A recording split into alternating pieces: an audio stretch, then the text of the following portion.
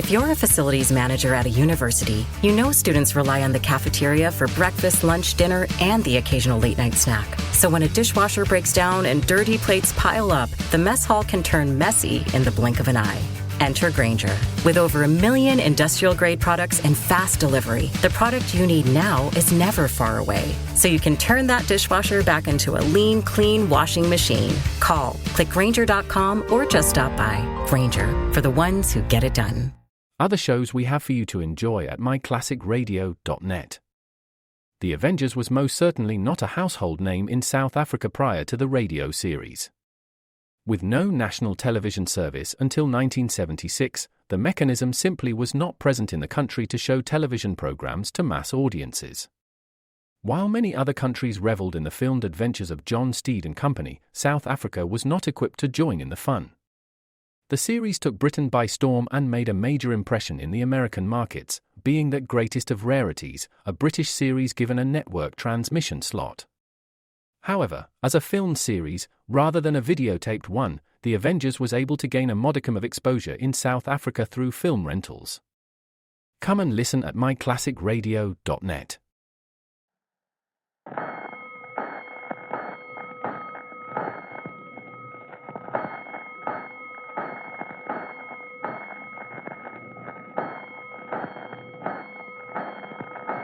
Five bells. Stand by all stations. Attention, all districts. A 5-alarm fire. 5 bells. Move in immediately. That's it. Let's go. Let's go. Firefighters.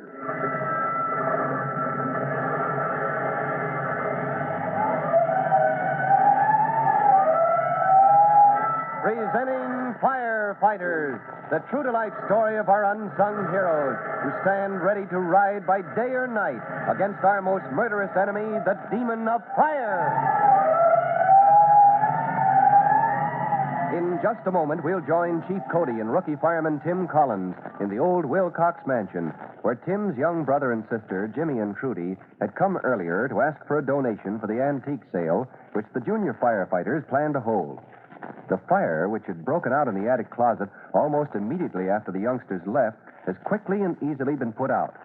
But it brought Jimmy and Trudy face to face with a very serious charge, for Mrs. Wilcox accuses them of setting it. Before we see what happens next, here's an important message for all of you.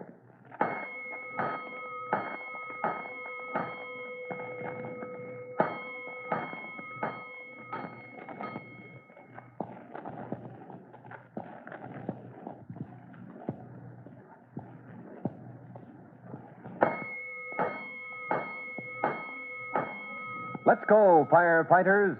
Let's join Jimmy and Trudy Collins in the gloomy old attic of the Wilcox mansion, which had seemed so scary when they had been there alone with old Mrs. Wilcox shortly before the fire broke out. It is still cluttered with trunks, furniture, and clothing of a bygone era, but now one end, where the closet had been, is blackened and charred. Chief Cody stands before it with a lamp held high, causing Mrs. Wilcox's shadow to stretch back toward the children who huddle close to their brother Tim.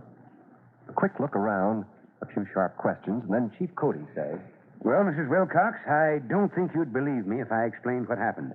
I think it might be wiser to show you who set that fire. But we didn't do it on us, Chief Cody. I never for a minute believed you did, Jimmy. I didn't set it. I'll swear to that. Then if it wasn't Mrs. Wilcox, it must have been the ghost. Oh, now, Trudy, you know better than that. Oh, but Tim, this is a haunted house. Everybody says so. Well, that's ridiculous, sis. You know that. No, Tim.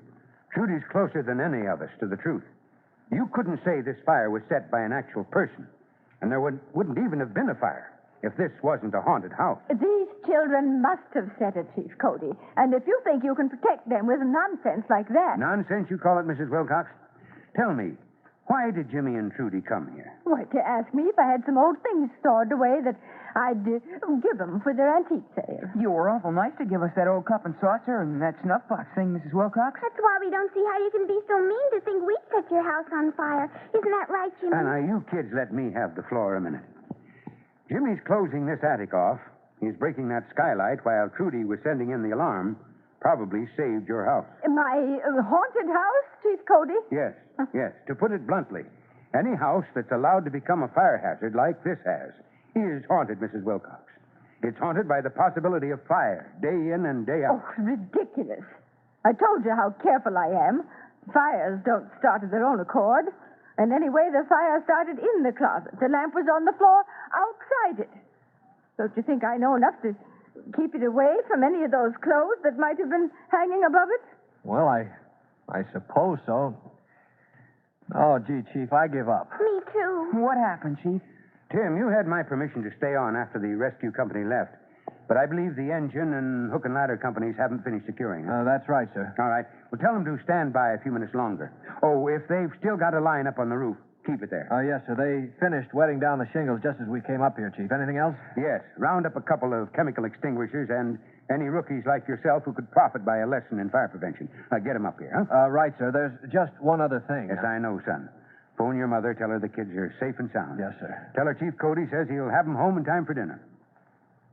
A few minutes later, Jimmy and Trudy are sitting uneasily on a trunk at the opposite end of the long attic from where the fire had been. The lamp on a high box nearby provides a dim pool of light. But beyond it, the room is dark and shadowy. I wish they hadn't left us alone, Jimmy. Oh, gee whiz, what are you scared of, Trudy? Chief Cody and Mrs. Wilcox will be back in a minute. I think he had something to tell her he didn't want us to hear. You think that didn't want to frighten us? No, I bet you he's going to warn her against accusing people of setting fires. She ought to be more careful. But she didn't set it herself, Jimmy. Not really, I mean. Well, she did and she didn't, if you ask me. That's a funny thing to say. I figure she did something without knowing it, Trudy. And stop looking over your shoulder like that. You make me nervous. But even Chief Cody said this was a haunted house and that it was true about, well, the ghost. He didn't mean it like it sounded. You know how grown-ups talk sometimes. Maybe. I wish I knew what he was going to do. Well, we'll soon find out. Here he comes with Mrs. Wilcox. Yeah. And there's Tim and some of the other firemen. Mrs. Wilcox has given me her permission to try a little experiment. I'd feel kind of guilty about it, but, well, she's made certain serious charges about a couple of young friends of mine. Which you haven't yet disproved, Chief Cody. I will, although you're forcing me into doing it in a way I don't exactly approve of. Is this going to be dangerous in some way, Chief? It would be for the average person, Tim, but we've got every factor under control. I'm taking no chances.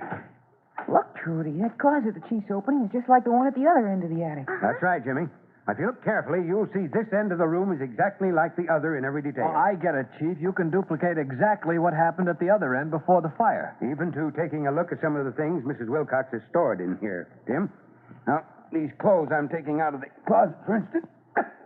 Oh, gosh, are those clothes dusty? It's just like before, Jimmy. There was a regular cloud of dust, remember? Here. You take one pile of these dresses and things, Jimmy. You take another, Trudy. And both of you move back now. Chief, now, is it necessary to take all those clothes out of my closet? You'll thank me for it in a minute. This dust is terrible, Chief. Don't you think we should open a window? Now, we'll get to that. You just stand by with that extinguisher, son. All right, now, the dust has settled down enough so you can move that lamp to the exact spot it was in, Mrs. Wilcox. This seems pretty childish to me. Even you can't make a fire appear out of nowhere, Chief Cody. I'm not going to. You're forgetting this is the opposite end of the attic, Mrs. Wilcox. That lamp was on the floor on the other side of the closet. Oh, yes, so it was. But it was just outside it, don't forget. Even if you hadn't taken those clothes out, the lamp isn't near enough to set them on fire. I agree. The important thing is that it was between the closet and the window. Plus, Switch, I think your lamp was a bit closer to the open closet than you have it now. Well, perhaps it was. There. Now it's exactly like it was when it blazed up before. And may I point out, nothing has happened. You haven't yet duplicated everything you did. Will you go over and open that window now? Well, certainly. I agree with Mr. Collins. We could stand a little air in here. There we are, the nice breeze. Hey, the closet's on fire. Tim, do something. Put it out. Oh, help, my house is on fire. Okay, Tim. Move in with your extinguisher. Yes, sir. Maybe Mrs. Wilcox is convinced now. A little more to this side, Tim. Yes, sir. All right, there. That's got it. It's out before it started, Mrs. Wilcox. You can relax. Wow, relax. Why, of all things. Fires can sometimes start out of nowhere, you see, if you provide all the factors they need. Yes, sir. Dust combustion. So that was the answer, Chief. Well, I still don't understand what happened. I wouldn't believe it if I hadn't seen it with my own eyes. Well, that's why I had to go to extremes. was the only way to teach you a needed lesson, Mrs. Wilcox. Dust particles suspended in the air are not hard to ignite. Certain kinds of dust are downright explosive. But It's bad enough here in the room. Just think of the heavy dust cobwebs in that closet. Why, it's saturated. Yeah, and when she opened the window, Chief, the lamp was close enough so the invisible heat from the chimney blew in. You could see it flare up for a second, too. The whole thing happens in a flash. And think of that dust being ignited in a closet full of clothes, Mrs. Wilcox. oh, I'd rather not. I'd rather not think of how I've acted either. Oh, Jimmy and Trudy, I don't know what to say. Oh, that's all right. We're sorry it ever happened. Oh, but to lose my head like I did, to accuse you both. Oh, you just forget it now, Mrs. Wilcox. Maybe I can get some of the junior firefighters over here to help you clean up your house so it'll be safer. Jimmy, you make me feel ashamed of myself. But I promise you we'll find lots of things that you can have for that antique sale of yours. If you'll just forget the way I acted and the things I said. Oh, he'll forget, all right. He did a good job tonight. I think he's earned a surprise that'll keep his mind on something else tomorrow. Yeah? What is it, Chief? Do you know, Tim? I sure do, because I'm in on it, too. Oh, gosh, tell me what it is, huh? Well, then it wouldn't be a surprise, Jimmy. Now, how would you and Trudy like a ride home in the Chief's car, huh? I would. I'm getting awful hungry. Now, there's a woman for you. All right, give me your hand, young lady. All right, the rest of you secure, and then let's roll. But for once, Jimmy's mind is not on the excitement and noise of securing. As the trucks pull away, he's trying mighty hard to figure out what Chief Cody has in mind for him. Now, if you're as anxious as Jimmy is, be sure to listen to the next exciting episode of The Firefighters. In a moment, Chief Cody will be back with a word for you boys and girls. But first, a special message.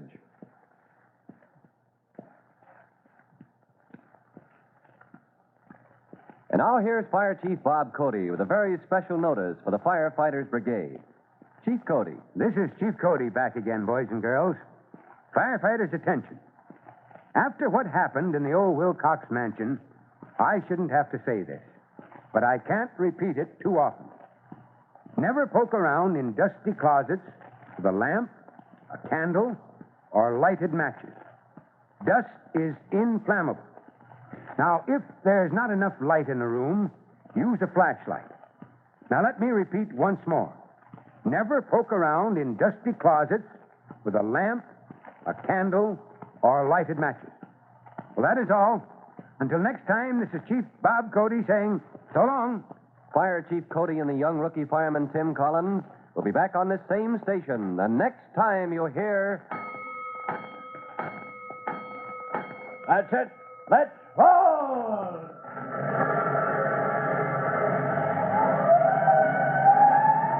Let's go! Firefighters!